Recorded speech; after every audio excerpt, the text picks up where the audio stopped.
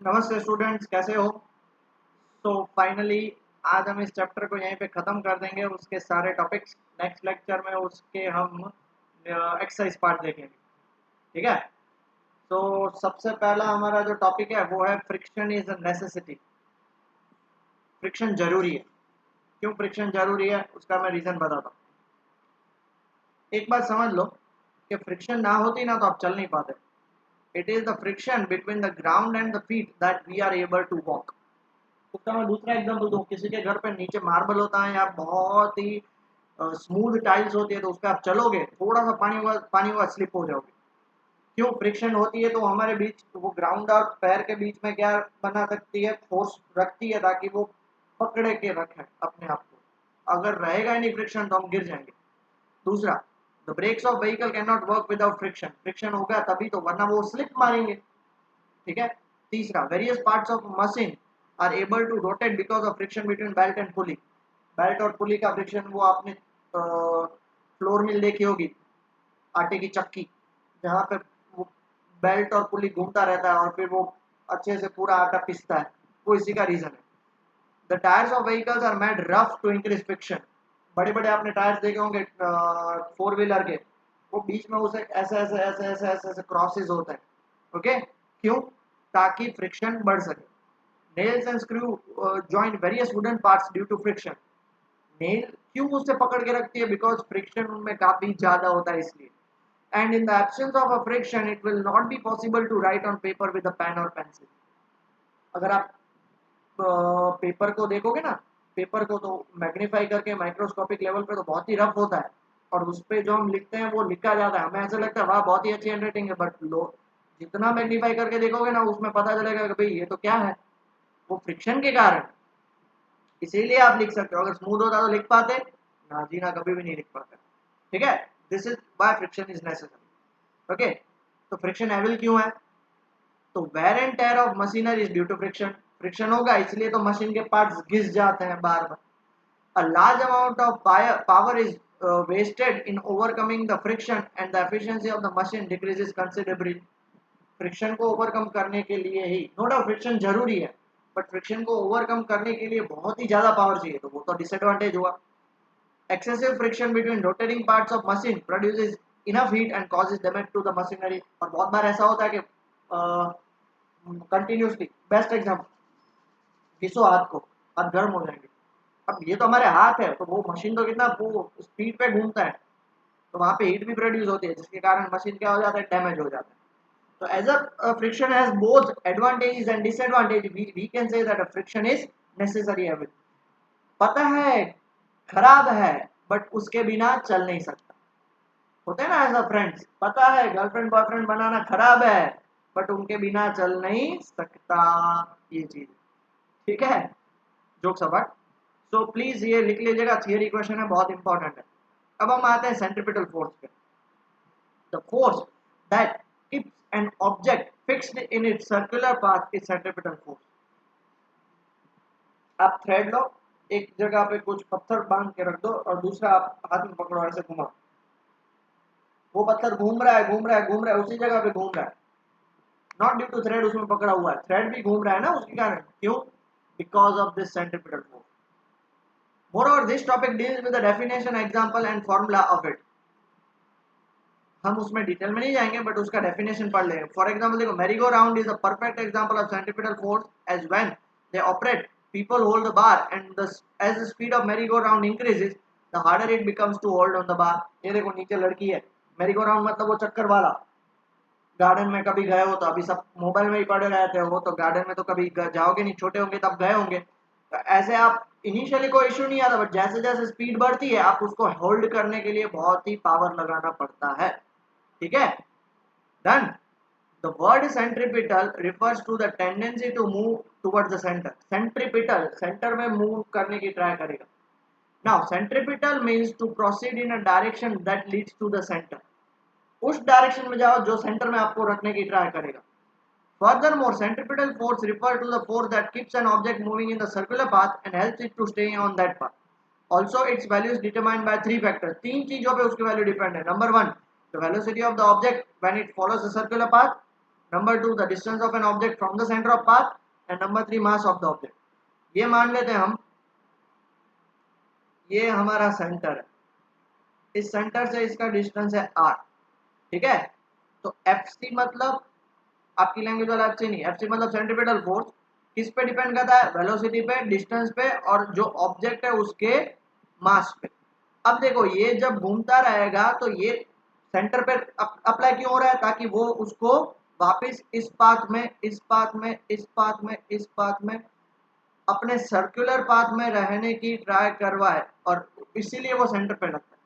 वरना अगर force centre पे नहीं लगता तो वो तो स्ट्रेट चला जाता। अब देख लो यहाँ से कोई खींच रहा है इसलिए वो अपना पाथ क्या करेगा, बैंड करेगा, वरना वापस स्ट्रेट चला जाएगा। वापस उसे यहाँ से खींच रहा है इसलिए पाथ बैंड करेगा, वापस स्ट्रेट चला जाएगा बट खींच रहा है इसलिए वो बैंड करेगा, वापस स्ट्रेट चला जाएगा बट खींच रहा है इसलिए वो बैंड करेगा। अब देखो यहाँ पे जनरली खींचना चाहिए, बट वो हो कौन रहा है, सेंटर पे खींच रहा है, इसलिए वो अपना पाथ सेंट्रीपिटल रखेगा। वरना तो क्या होगा, वरना तो गायब हो जाएगा भैया, खत्म, कोई मतलब ही नहीं है। डन, क्लियर हो गया बेटा इतना। और आपको पता है एक चीज, बहुत ही इंपॉर्टेंट चीज, वो है कि सेंट्रीपिटल एक्सेलरेशन,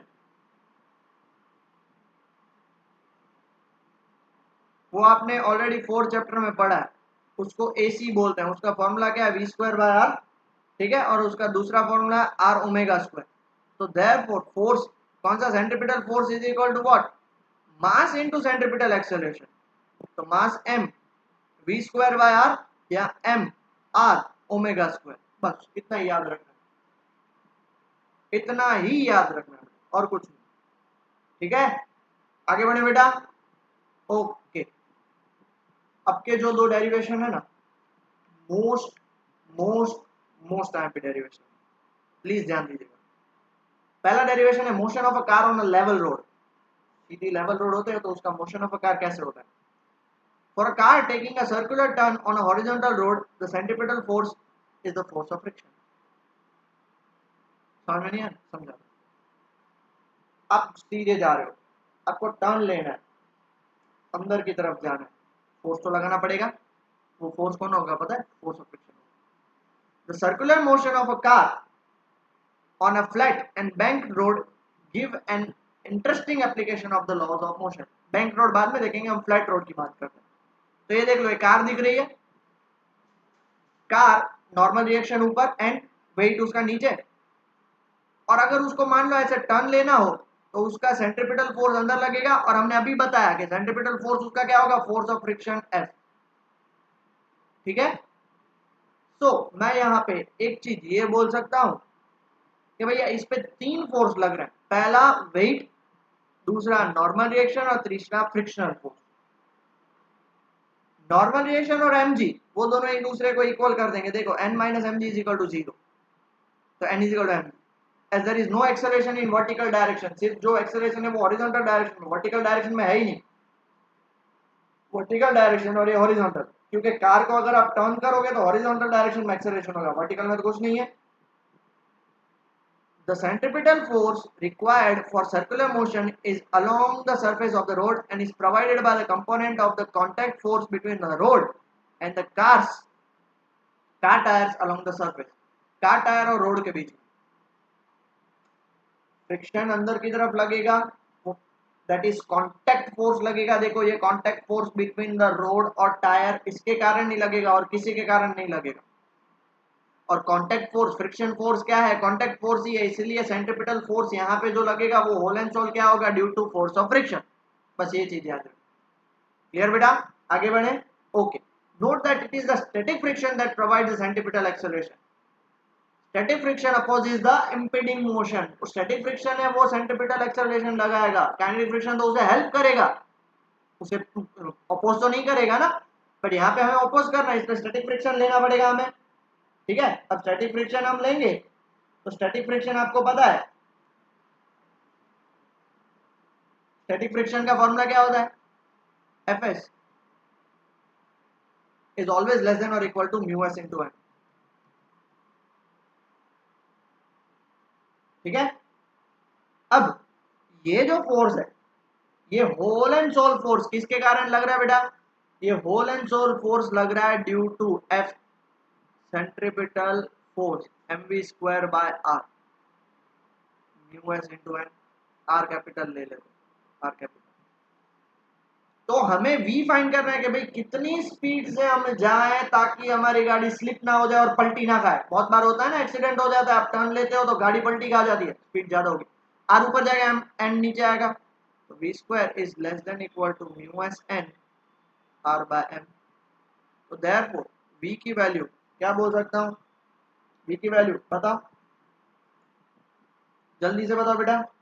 एक और बात मैं ये बोल सकता हूँ, n बाय m, ये देखो तो n बाय m, यहाँ पे थोड़ा सा एक चेंज कर लेते हैं, n is equal to mg, therefore n by m is equal to g। तो v स्क्वायर आपका क्या हो जाएगा, म्यू एस आर जी, ये है उसका फॉर्मूला। ओके, क्लियर हुआ। तो स्क्वायर जब हटाओगे तो आपका फॉर्मूला क्या लगेगा, v is less than equal to under root mu s r g. और इसका मतलब होता है लेस देन इक्वल टू, क्या होता है बेटा, लेस देन इक्वल टू होता है।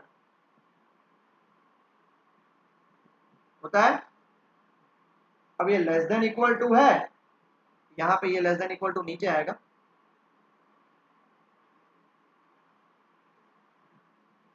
मैं टेक्स्ट बुक में जो डेरिवेशन है ना उस हिसाब से करवा रहा हूँ, इसलिए आपको ऐसा ना लगे कि भाई सर बार बार क्या देख रहे हैं।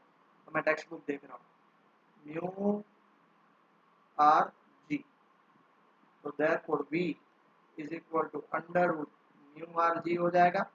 और वी मैक्स, इसका मतलब क्या होता है, ज्यादा से ज्यादा म्यू आर जी और उससे कम, तो वी मैक्स ज्यादा से ज्यादा कितना हो सकता है, under root mu r g. ये याद रखना, इतनी स्पीड से आप ट्रैवल करो तो कोई इश्यू नहीं होगा।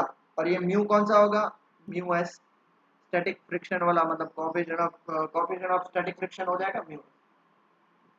इन शॉर्ट आपको करना क्या है पता है, सिर्फ एक ही चीज करनी है कि centripetal force is due to force of friction is responsible for the centripetal force, values put करनी है और वी मैक्स की वैल्यू फाइंड करनी है। हम इसके रिलेटेड बहुत सारे न्यूमेरिकल करेंगे जिससे आपको आइडिया हो जाए। क्लियर हो गया। So this shows that for a given value of mu s and r, there is a maximum speed of circular motion of the car possible, namely ये। देखो नॉर्मल रिएक्शन किस पे डिपेंड करता है, वेट पे, mg पे, ठीक है। तो जो बड़ी कार होती है या जेसीबी या ट्रक, उनके लिए वीमैक्स अलग होगी, छोटी कार होती है उनके लिए अलग होगी। दूसरा टायर पे भी डिपेंड करता है, टायर मतलब क्या, म्यू एस है, इसलिए म्यू एस मतलब force of friction, coefficient of static friction between the tyre and the road. तो टायर उस हिसाब से लो जिसके कारण वो स्लिप ना मारे। ज्यादा से ज्यादा इतनी स्पीड आप कर सकते हो, अगर उससे ज्यादा बढ़ाई स्लिप हो जाओ। डन बेटा, आगे बढ़े, पक्का। ओ अब देखो, अब है next derivation, motion of a car on a bank road. When a sharp turn comes, the surface of the road does not remain horizontal. This is called the banking of the road. ये generally आपको highway पे ज्यादा दिखेगा। ऐसे देखो मैंने दो diagram भी दी। ये नास्कार रेसिंग है, नेस्कार रेसिंग पता है ना, नेस्कार रेसिंग में तो कितनी स्पीड होती है, उन्हें टर्न लेना होता है तो वो बैंड होता है इतना, कितना 31 डिग्री का बैंड। और ये नॉर्मल रोड है, ये हाईवे है आपका। हाईवे पे भी देखोगे तो ये स्ट्रेट रोड है और यहाँ पे देखो बैंकिंग हो रहा है ना banking. So this is how basically highway और नेस्कार में और बहुत सारी जगह पे बैंकिंग होती है। क्यों, ताकि आपको ज्यादा स्पीड, क्योंकि हाईवे पे तो स्पीड कितनी होती है, काफी ज्यादा होती है। और अगर स्ट्रेट रोड होगा तो वी मैक्स ने हमने डिराइव किया, उसमें तो उतनी स्पीड नहीं मिल पाएगी, बट बैंक्ड होगा तो हमें और ज्यादा स्पीड मिल सकती है, जिससे हम टर्न ले सकते हैं और हम अपने डेस्टिनेशन पे पहुंच सकते हैं। ये देखो उसका डायग्राम कितना बैंक्ड है, theta. We can reduce the contribution of friction to the circular motion of the car if the road is bent. Friction का डिस्ट्रीब्यूशन कम कर देंगे जब उसको हम एंगल पर रखेंगे। Since there is no acceleration along the vertical direction, the net force along the direction must be zero. अब देखो ये उसका नॉर्मल रिएक्शन हमेशा बेटा, ये कार है तो नॉर्मल रिएक्शन ऐसे ही होगा, ये कार है तो नॉर्मल रिएक्शन ऐसे होगा, ये कार है तो नॉर्मल रिएक्शन ऐसे होगा, ठीक है। नॉर्मल रिएक्शन हमेशा परपेंडिकुलर टू द सरफेस होता है, तो वो बात मत भूलिएगा। Done. So normal reaction weight तो उसका नीचे ही लगेगा। ओके, ये थीटा है तो ये भी आपका थीटा हो जाएगा, मैंने वो सिमेट्री के थ्रू समझाया था आपको। और ऊपर भी यहाँ पे क्या हो जाएगा, ये थीटा हो जाएगा। आप चाहे तो देखो यहाँ पे आप पैरेलल, ये थीटा, ये अल्टरनेट इंटीरियर एंगल्स और ये भी थीटा हो जाएगा सिमेट्री के कारण ही।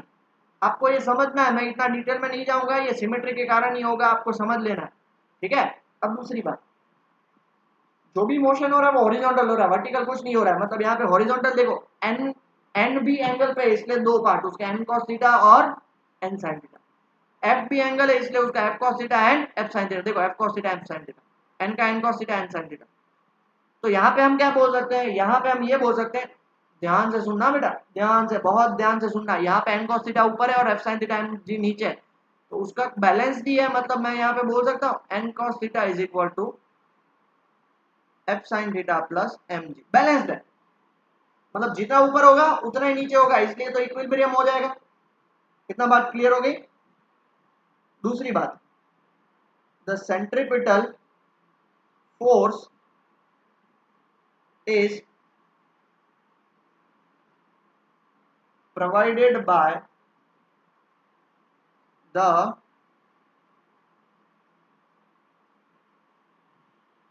horizontal component of and n f. देखो एन और एफ दोनों हॉरिजॉन्टल कंपोनेंट इस साइड जा रहे हैं, जा रहे हैं कि नहीं इस साइड, तो हम क्या बोल सकते हैं n sine theta plus f cos theta. ये सेंट्रीपिटल फोर्स की बात है, तो सेंट्रीपिटल फोर्स कितना होगा m we square by r, number 2 हो गया, ये नंबर 1। किसी को कुछ प्रॉब्लम बेटा, पक्का। ये नंबर 2 लिखने से पहले हम और भी एक छोटी सी चीज करेंगे, पहले इतना लिख लीजिए। बट आपको पता है, F is always less than और equal to mu S N for V max. हमने चेक कर लिया है एफ किसके जितना होना चाहिए, म्यू एस एन जितना होना चाहिए, ज्यादा से ज्यादा म्यू एस एन होना चाहिए। तो इसकी वैल्यू हम कहां पे पुट करेंगे, पुट इन 1 एंड 2। तो देयरफॉर आपका क्या हो जाएगा, 1 क्या हो जाएगा, चेक करो बेटा, 1 आपके पास एन कॉस थीटा था, दूसरा एम जी था और प्लस एफ साइन थीटा था। एफ की जगह पे यहाँ पे मैं क्या पुट करूंगा, mu S n sine theta, इसको मैं नंबर 3 नाम दे देता हूँ, ठीक है। और जो आपका 4 था उसमें क्या होगा, n sine theta plus f f cos theta था, तो mu S n cos theta is equal to क्या हो जाएगा, m we square by r. इसको मैं 4 देता हूँ, ओके। अब हमें इसमें से एन निकालना है, तो एन कैसे निकालोगे, ये रहा देखो, फ्रॉम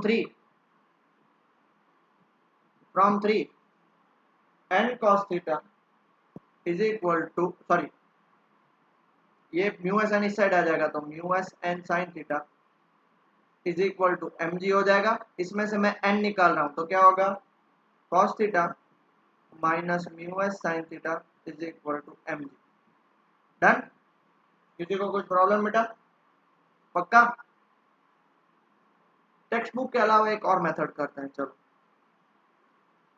टेक्स्ट बुक की मेथड है ये, मुझे मजा नहीं आ रहा है, टेक्स्ट बुक की मेथड काफी कॉम्प्लिकेटेड है। 4 भी नहीं लिख रहा हूँ मैं, 3 भी नहीं लिख रहा हूँ, आपको मैं इजी मेथड करवा रहा हूँ, इसलिए एन कॉस थीटा, ये म्यू एस एन इस साइड लेके आओ, mu S n sine theta is equal to M G.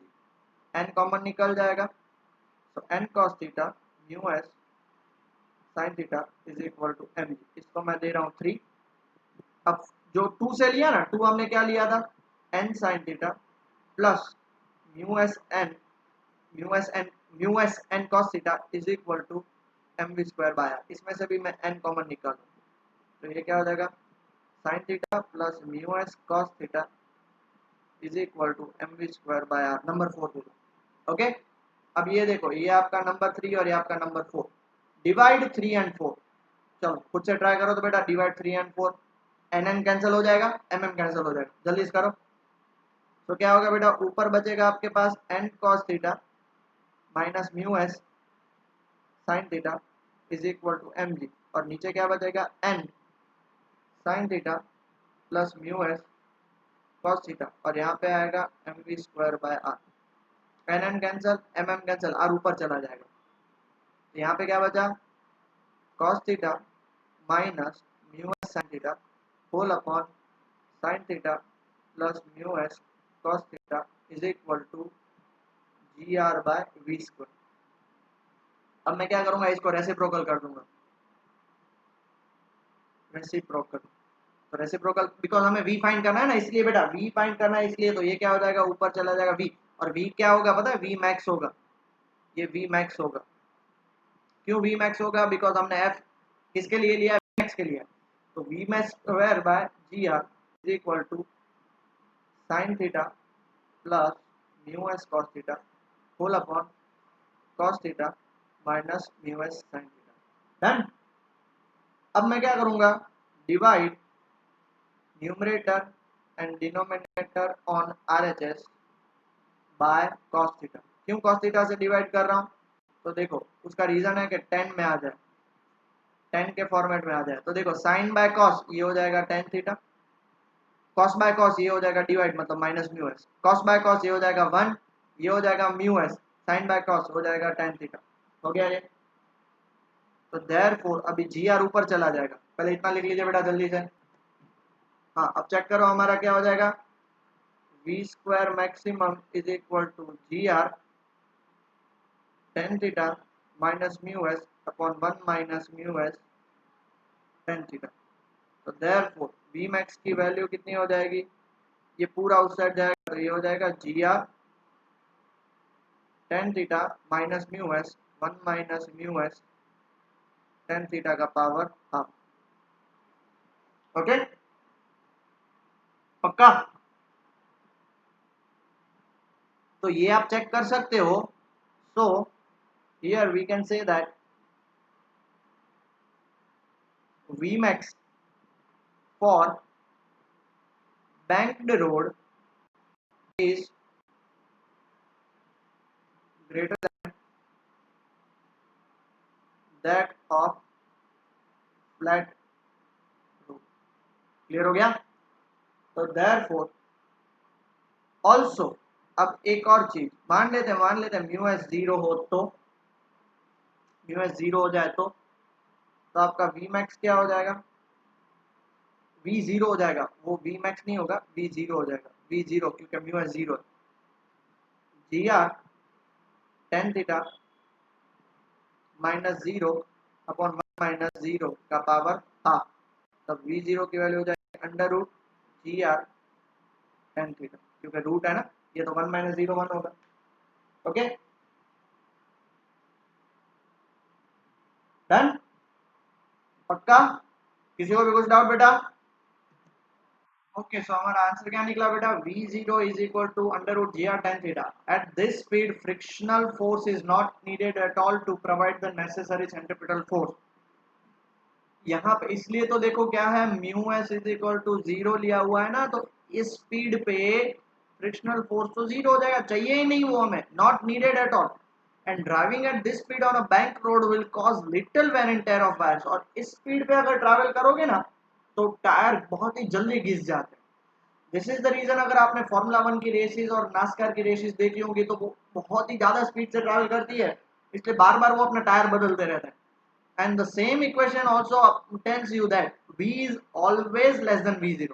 तो आपकी नॉर्मल स्पीड जो होती है ना, नॉर्मल स्पीड मान लो 120 किलोमीटर पर आवर, वो हमेशा v0 that is maximum optimal, इसको हम क्या बोलते हैं पता है, ऑप्टिमल वेलोसिटी, इससे ज्यादा पॉसिबल नहीं है। And frictional force will be up the slope and the car be parked only if tan theta is less than mu. अगर tan theta less than mu s है तो आप कार को park कर सकोगे अब द स्लोप, अब the slope यहाँ पे कार पार्क करनी है आपको, तो tan theta must be less than mu s तो ही, वरना ये सीधा नीचे आ जाएगी। ठीक है, तो ये छोटी छोटी चीजें हैं, याद रखना। यहाँ पे हमारा सब खत्म होता है और अब हम न्यूमेरिकल्स की तरफ आगे बढ़ते हैं। ठीक है बेटा, okay pause the video, note it down. चलो स्टार्ट करें, कितना टाइम हुआ, अभी तो सिर्फ 24 मिनट्स है, ये बहुत ही छोटा लेक्चर होगा, आधे घंटे का भी लेक्चर नहीं होगा। A band in a level road has a radius 100 meter. Find the maximum speed with which a car turning this band may have without skidding। Skid नहीं होना मतलब समझ रहे हो, स्किड नहीं होगी वो, उसी हिसाब से चलेगी, वरना बहुत बार ऐसा होता है नीचे गिर जाता है। Okay and coefficient of friction भी दिया हुआ है। तो हम स्टार्ट करते हैं आर इज इक्वल टू कितना दिया हुआ बेटा 100 मीटर, फिर म्यू कितना दिया हुआ है 0.8, जी को हम मान लेते हैं let G is equal to 9.8 metre per second square. The car will not skid if force of friction provides centripetal force। इसका मतलब F is equal to mu mg which is equal to mv square by r is equal to mu mg, mm cancel, therefore ये formula हमने derive किया है v max is equal to under root mu rg, mu है 0.8, r है 100 और g है 9.8, calculate करो answer आएगा 28 metre per second. Okay 8 into 98, 8 into 98, इसको क्या लिख सकता हूँ 16 इंटू 49, 16 4 का और 49 7 का, 4 7 का 28 बाहर निकल गया, ये सब रूट में, ये सब रूट में। ठीक है, this is how it is calculated, इसलिए बताया वरना मैं नहीं बताता। ओके चलो pause the video and note it down बेटा। बहुत ही बढ़िया क्वेश्चन है नेक्स्ट वाला। क्या बता रहा है, a train has to negotiate a curve of radius. Train भी बैंक्ड होता है, मतलब देखो ये पट्टे हैं ट्रेन के और यहाँ से उसे ऐसे टर्न लेना है, इसका रेडियस कितना है पता है 400 मीटर। ये ट्रेन के पट्टे हैं, ऐसे उसे टर्न लेना है तो इसका रेडियस है 400 मीटर। तो हमारे पास रेडियस तो दिया हुआ है और क्या दिया हुआ है, स्पीड दी हुई है 48 किलोमीटर पर। The distance between the rail is 1 metre, ये बता गया।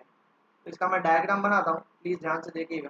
Distance between the two rails मतलब ऐसा, ये पहला पट्टा, ये दूसरा पट्टा, ऐसे पैरेलल जाते हैं ना, दोनों बीच में L 1 मीटर है, यह है थीटा, यह है L is equal to 1 metre.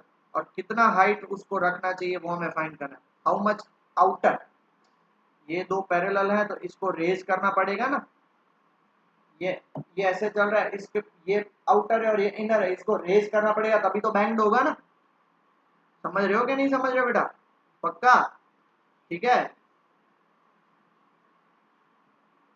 हाँ, ये हो गया। अब सबसे पहले हमें क्या फाइंड करना है, बहुत ही ज्यादा ध्यान से देखिएगा। v की वैल्यू दी हुई है 48 किलोमीटर पर आवर, उसको मीटर पर सेकंड में कन्वर्ट करना है। सो 48 इंटू 5/18 कन्वर्ट करोगे तो 40/3 मीटर पर सेकंड होगा। ठीक है बेटा, आर दिया हुआ है 400 मीटर, ठीक है, एल दिया हुआ है 1 मीटर, सब कुछ दिया हुआ है। अब हमें तो देखो सबसे पहले थीटा चाहिए, theta theta theta theta. Okay तो इस फिगर में से, फ्रॉम फिगर अगर आप थीटा की वैल्यू फाइंड करोगे तो सबसे पहले साइन थीटा फाइंड कर लो। Sine theta is equal to क्या होगा h/l, तो sine theta is equal to h/1। Therefore मैं क्या बोल सकता हूँ, sine theta is equal to h। Done, पक्का? किसी को प्रॉब्लम? ठीक। एक चीज बहुत ही ज्यादा याद रखना कि कभी भी आपके ट्रेन के पट्टे इतने बैंड होते हैं ना जीना, थोड़ा सा बैंड होगा, थोड़ा सा ये theta, but for small value of theta, ये मैंने ऑलरेडी बात करी हुई है। For small value of theta, जब थीटा स्मॉल होता है ना बेटा, तब साइन थीटा और टेन थीटा दोनों क्या होंगे, इक्वल होंगे। ओके, ये हमने ऑलरेडी सेकंड चैप्टर में देख लिया है। Sine theta is approximately equal to tan theta. अब साइन थीटा तो हमारा निकला h, अब टेन थीटा क्या है, यहाँ पे टेन थीटा का फॉर्मूला आपको पता है। तो टेन थीटा का फॉर्मूला कहाँ से है, तो पहले इतना लिख लीजिए फिर मैं बताता हूँ। Okay, but v square is equal to, याद करो वी स्क्वायर का फॉर्मूला क्या है, आर जी टेन थीटा। तो देयरफॉर टेन थीटा का फॉर्मूला क्या हो जाएगा, v square by r g. ये कौन सा केस है पता है, ये केस है when friction is not there, ये वो वाला केस है। ठीक है, तो देयरफॉर हमारा क्या, हमने h इज इक्वल टू क्या लिख सकते हैं, v square by r g. क्यों, यहाँ पे देखो ना, ये रहा h is equal to tan theta, इसको वन नाम दे देते हैं ताकि आपको प्रॉब्लम नहीं है। कहाँ से आया, फ्रॉम वन। हमें तो कितना रेज करना है वही फाइंड करना है। v की वैल्यू है 40/3 का स्क्वायर अपॉन, इसको भूल जाते हैं, r है हमारा 400 और g है हमारा 9.8। तो 40 का स्क्वायर 1600 बाय 9 इंटू 400 इंटू 9.8, इसको कट कर दोगे तो कितना आ जाएगा, 4 आ जाएगा। तो 4/9 इंटू 9.8, तो कितना, ये कैलकुलेशन करने के बाद आएगा इतना आंसर। तो अगर सेंटीमीटर में कन्वर्ट करना है तो 4.5 सेंटीमीटर, 4.5 सेंटीमीटर मतलब इतना, इतना लेवल राइज होगा, इतना लेवल। ये ऐसा ऐसा पट्टे हैं ना, ये देखो ये दो पैरेलल पट्टे, तो सिर्फ 5 मीटर का, 5 सेंटीमीटर का ही उसका रेज होगा। क्लियर हो गया बेटा, पक्का? चलो pause the video and note it down. Next question, a cyclist speeding at 18 km per hour, v is equal to 18 km per hour, तो क्या हो जाएगा 5 मीटर पर सेकंड। ओके, अब ध्यान से सुनना। On a level road take a sharp circular turn of radius 3 metre without reducing the speed, बराबर है, and without bending toward the centre. Generally हम टर्न लेते हैं ना तो आपको पता है हम बैंड हो जाते हैं, वो बैंड भी नहीं हुआ, भाई एटीट्यूड है, मैं सही जाऊंगा, बैंड नहीं होगा, ठीक है ऐसे। Coefficient of static friction between the tyres and the road, mu दिया हुआ है 0.1।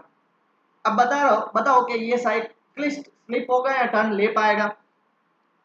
तो देखो उसकी ये है ओरिजिनल वैल्यू और उसकी मैक्सिमम वैल्यू फाइंड कर लेते हैं। Therefore v max for level road, level road है ना, ये बैंड तो होगा नहीं। V max is equal to क्या है उसका formula, under root mu r g. Mu कितना है 0.1, आर कितना है 3 और जी की वैल्यू 9.8। कैलकुलेशन करोगे तो 2.94 आएगा, जल्दी से खुद से कैलकुलेशन करो, 1.175 मीटर पर सेकंड आएगा। Since v is greater than v max, cyclist क्या होगा, साइक्लिस्ट विल स्लिप ज्यादा से ज्यादा 1.715 मीटर पर सेकंड के हिसाब से चल सकते हो, उससे ज्यादा नहीं चल सकते। उससे ज्यादा अगर चलोगे तो स्लिप हो जाओगे। तो वहां पे आपको क्या करना पड़ेगा, क्या करना पड़ेगा, स्पीड स्लो करनी पड़ेगी। while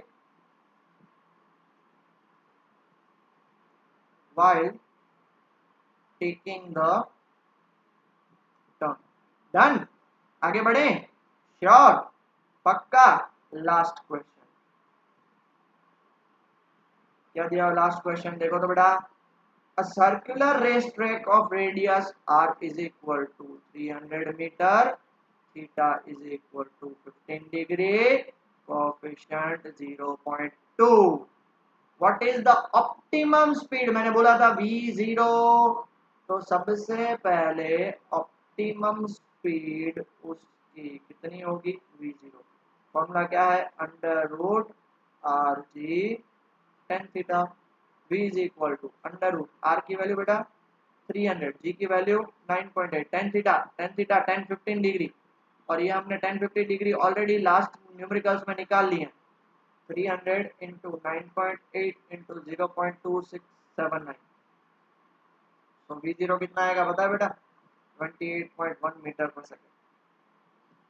ओके, क्लियर हो गया। और पूछा है दूसरा उन्होंने, दूसरा क्या पूछा, मैक्सिमम परमिसेबल, मतलब हमें वी मैक्स फाइंड करना। वी मैक्स का फॉर्मूला याद करो, under root r g tan theta plus mu s upon 1 minus mu h tan theta, ये था। तो v max is equal to under root r की जगह पे 300, जी की जगह पे 9.8, टेन थीटा मतलब 10 15 डिग्री हमने अभी निकाला 0.2679, म्यू एस की value 0.2, 1 minus 0.2 into 0.2679, okay, v max. सब कुछ कैलकुलेट करके, सब कुछ कैलकुलेट करके आपके पास है टाइम, ये लास्ट क्वेश्चन है, कैलकुलेट करके मुझे आंसर चाहिए वी मैक्स, ठीक है, खुद से निकालो, बता दो आंसर, बता दो, चलो बता देता हूँ, 38.1 मीटर पर सेकेंड, ठीक है। Pause the video, note it down. तो फाइनली आज का लेक्चर हम यहीं पे छोड़ते हैं। मजा आया लेक्चर, अच्छे क्वेश्चंस थे, चैप्टर भी हमारा यहाँ पे खत्म होता है आई थिंक सो। हाँ, एक छोटा सा टॉपिक बाकी, सॉरी एक टॉपिक बाकी है, और वो टॉपिक है motion in a vertical circle. Text book में नहीं है बट फिर भी मैं कराऊंगा, पता नहीं मुझे कुछ उंगलियां होती रहती है इसलिए मैं कराऊंगा। और ट्राई भी करेंगे कि नेक्स्ट लेक्चर में हम एक्सरसाइज के भी क्वेश्चन कर लें। ओके, तब तक के लिए अच्छे से पढ़ाई करिए। Take care and study well बेटा।